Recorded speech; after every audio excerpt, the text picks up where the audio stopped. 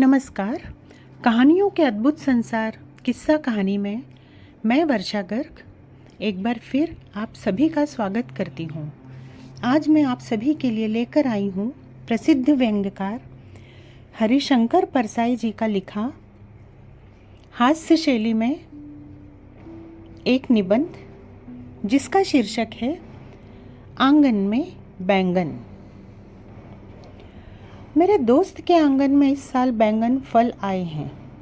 पिछले कई सालों से सपाट पड़े आंगन में जब बैंगन का फल उठा तो ऐसी खुशी हुई जैसे बांझ को ढलती उम्र में बच्चा हो गया हो। सारे परिवार की चेतना पर इन दिनों बैंगन सवार है। बच्चों को कहीं दूर पर भी बकरी दिख जाती है तो वे समझते हैं वो हमारे बैंगन के पौधों को खाने के बारे में गंभीरता से विचार कर रही है। वे चिल्लाने लगते हैं। पिछले कुछ दिनों से परिवार में बैंगन की ही बात होती है। जब भी जाता हूँ परिवार की स्त्रियाँ कहती हैं, खाना खा लीजिए, घर के बैंगन बने हैं। जब वे भरे भटे का अनुप्रास साधती हैं तब उन्हें काव्य रचना का आनंद आ जाता है। मेरा मित्र भी बैठक से चिल्लाता है, अरे भाई, बैंगन बने हैं कि नहीं? मुझे लगता है आगे ये मुझसे चाय पी लीजिए के बदले कहेंगी, एक बैंगन खा लीजिए, घर के हैं, और तश्तरी में बैंगन काटकर सामने रख देंगी। तब मैं क्या करूँगा? शायद खा जाऊँ, क्योंकि बैंगन चाहे जैसा लगे, भावना स्वादिष्ट होगी और मैं भावना में लपेटकर बैंगन की फांक निगल जाऊँगा। ये बैंगन घर के हैं और घर की चीज़ का गर्व विशेष होता है। अगर वह चीज़ घर में ही बनाई गई हो तो निर्माण का गर्व उसमें और जुड़ जाता है। मैंने देखा है इस घर के बैंगन का गर्व स्त्रियों को ज़्यादा है। घर और आंगन में जो है वह स्त्री के गर्व के क्षेत्र में आता है। इधर बोलचाल में पत्नी को मकान कहा जाता है। उस दिन मेरा दोस्त दूसरे दोस्त को सपत्नीक भोजन के लिए निमंत्रित कर रहा था। उसने पूछा, हाँ, ये तो बताइए आपका मकान गोश्त खाता है या नहीं? पत्नी अगर मकान कही जाती है तो पति को तो चौराहा कहलाना चाहिए। दोनों की पत्नियां जब मिलें तो एक का मकान दूसरे मकान से पूछ सकता है, बहन, तुम्हारा चौराहा शराब पीता है या नहीं? लोग पान से लेकर बीवी तक घर की रखते हैं। इसमें बड़ा गर्व है, बड़ी सुविधा है। जी चाहा तब पान लगाकर खा लिया और जी हुआ तब पत्नी से लड़कर जीवन के कुछ क्षण सार्थक कर लिए। कुछ लोग मूर्ख भी घर के रखते हैं और मेरे एक परिचित तो जुआरी भी घर के रखते हैं। दीपावली पर अपने बेटों के साथ बैठकर जुआ खेल लेते हैं। कहते हैं, भगवान की दया से अपने 4 बेटे हैं सो घर में ही जुआ खेल लेते हैं। घर की चीज़ आपत्ति से भी परे होती है। आदमी स्वर्ग से इसलिए निकाला गया कि उसने दूसरे के बगीचे का सेब खा लिया था। माना कि वह बगीचा ईश्वर का था, पर फिर भी पराया था। अगर वह सेब उसके अपने बगीचे का होता तो वो ऐतराज करने वाले से कह देता, हाँ हाँ, खाया तो अपने बगीचे का ही खाया, तुम्हारा क्या खा लिया? विश्वामित्र का वैसा मामला अगर घर की औरत से होता तो तपस्या भंग न होती। वे कह देते, हाँ जी हुआ। अगर वो हमारी औरत है, तुम पूछने वाले कौन होते हो? अगर कोई अपनी स्त्री को पीट रहा हो और पड़ोसी उसे रोके तो वो कैसे विश्वास से कह देता है, वो हमारी औरत है, हम चाहे उसे पीटें चाहे मार डालें, तुम्हें बीच में बोलने का क्या हक है? ठीक कहता है वो।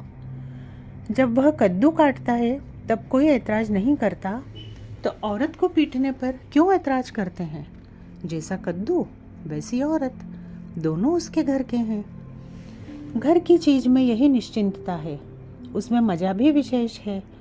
ये बैंगन चाहे बाजार के बैंगन से घटिया हों, पर लगते बड़े स्वादिष्ट हैं, घर के हैं ना।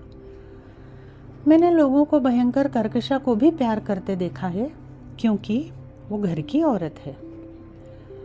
वैसे मुझे ये आशा नहीं थी कि ये मेरा दोस्त कभी आंगन में बैंगन का पौधा लगाएगा। कई सालों से आंगन सूना था। मगर मैं सोचता था चाहे देर से खिले पर इस आंगन में गुलाब, चंपा और चमेली के फूल ही खिलेंगे। बैंगन और भिंडी जैसे भोंडे पौधे को वो आंगन में जमने नहीं देगा। पर इस साल जो नहीं होना था वही हो गया। बैंगन लग गया और ये रुचि से खाया भी जाने लगा। मेरे विश्वास को ये दोस्त धोखा कैसे दे गया? उसने शायद घबराकर बैंगन लगा लिया। बहुत लोगों के साथ ऐसा हो जाता है। गुलाब लगाने के इंतजार में साल गुजरते रहते हैं और फिर घबराकर आंगन में बैंगन या भिंडी लगा लेते हैं। मेरे परिचित ने इसी तरह अभी एक शादी की है। गुलाब के इंतजार से उबकर बैंगन लगा लिया है। लेकिन इस मित्र की सौंदर्य चेतना पर मुझे भरोसा था। न जाने कैसे उसके पेट से सौंदर्य चेतना प्रकट हो गई। आगे हो सकता है वह बेकरी को स्थापत्य कला का श्रेष्ठ नमूना मानने लगे और तंदूरी रोटी की भट्टी में उसे अजंता के गुफा चित्र नजर आए। इसे मैं बर्दाश्त कर लेता। बर्दाश्त तब नहीं हुआ जब परिवार की एक तरुणी ने भी कहा, अच्छा तो है, बैंगन खाए भी जा सकते हैं। मैंने सोचा, हो गया सर्वनाश। सौंदर्य, कोमलता और भावना का दीवाला पिट गया। सुंदरी गुलाब से ज़्यादा बैंगन को पसंद करने लगी। मैंने कहा, देवी, तू क्या उसी फूल को सुंदर मानती है जिसमें से आगे चलकर आधा किलो सब्जी निकल आए? तेरी जाति कदम्ब के नीचे खड़ी होने वाली है, परंतु शायद हाथ में बांस लेकर कटहल के नीचे खड़ी होगी।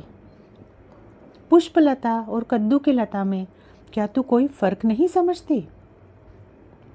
तू क्या वंशी से चूल्हा फूकेगी? क्या वीणा के भीतर नमक मिर्च रखेगी? तभी मुझे याद आया कि अपने आंगन में तो कुछ भी नहीं है, दूसरे पर क्या हंसूं। एक बार मैंने गेंदे का पौधा लगाया था। ये बड़ा गरीब सर्वहारा फूल होता है, कहीं भी जड़ें जमा लेता है।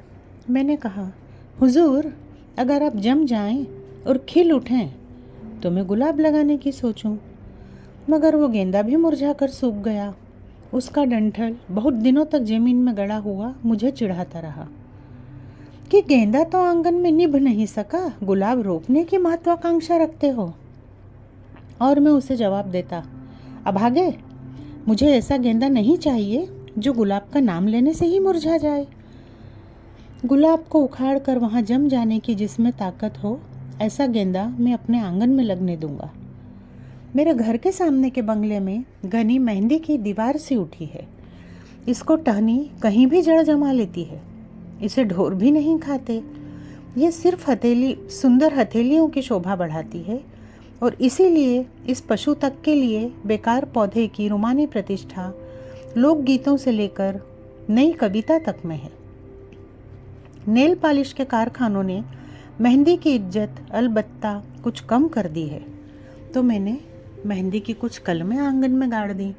2-3 दिन बाद आवारा ढोरों ने उन्हें रौंद डाला। मैं दुखी था। तभी अखबार में पढ़ा कि किसी हाइड्रो इलेक्ट्रिक प्लांट का पैसा इंजीनियर और ठेकेदार खा गए और उसमें ऐसी घटिया सामग्री लगाई कि प्लांट फूट गया। करोड़ों बर्बाद हो गए। जो हाल मेरे मेहंदी के प्लॉट का हुआ, वही सरकार के उस बिजली के प्लांट का हुआ। दोनों को उजाड़ ढोरों ने रौंद डाला। मैंने इस एक ही अनुभव से सीख लिया कि प्लांट रोपना हो तो उसकी रखवाली का इंतजाम पहले करना। भारत सरकार से पूछता हूँ, मेरी सरकार, आप कब सीखेंगी? मैं तो प्लांट लगाऊंगा तो पहले रखवाली के लिए कुत्ते पालूंगा। सरकार की मुश्किल यह है कि उसके कुत्ते वफादार नहीं हैं। उनमें कुछ आवारा ढोरों पर लपकने के बदले उनके आसपास दूम हिलाने लगते हैं। फिर भी भारत सरकार के प्लांट तो जम ही रहे हैं और आगे जम जाएंगे। उसके आंगन की ज़मीन अच्छी है और प्लांट सींचने को 45 करोड़ लोग तैयार हैं। वे प्लांट भी उन्हीं के हैं। सरकार तो सिर्फ मालिन है। मेरे आंगन का अभी कुछ निश्चित नहीं है। बगल के मकान के अहाते से गुलाब की एक टहनी, जिस पर बड़ा सा फूल खिलता है, हवा के झोंके से दीवार पर से गर्दन निकालकर इधर झांकती है। मैं देखता रहता हूँ। कहता हूँ तू ताक चाहे झांक, मैं इस आंगन में अब पौधा नहीं रोपूंगा। ये अभागा है, इसमें बरसाती घास के सिवा कुछ नहीं उगेगा। सभी आंगन फूल खिलने लायक नहीं होते। फूलों का क्या ठिकाना, वे गवारों के आंगन में भी खिल जाते हैं। एक आदमी को जानता हूँ जिसे फूल सूंघने तक की तमीज़ नहीं है, पर उसके बगीचे में तरह तरह के फूल खिले हैं। फूल भी कभी बड़ी बेशर्मी लाद लेते हैं और अच्छी खाद पर बिक जाते हैं। मेरा एक मित्र कहता है, तुम्हारे आंगन में कोमल फूल नहीं लग सकते। फूलों के पौधे चाहे किसी घटिया तुकबंद के आंगन में जम जाएं, पर तुम्हारे आंगन में नहीं जम सकते।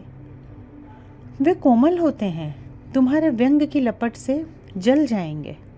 तुम तो अपने आंगन में बबूल, भटकटैया और धतूरा लगाओ, ये तुम्हारे बावजूद पनप जाएंगे।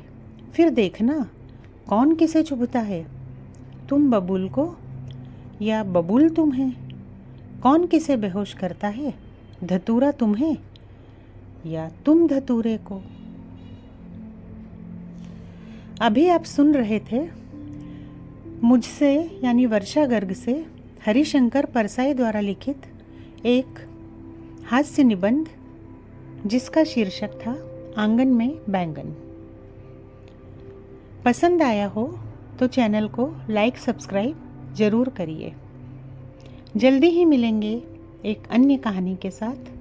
तब तक अपना ध्यान रखिए। नमस्कार।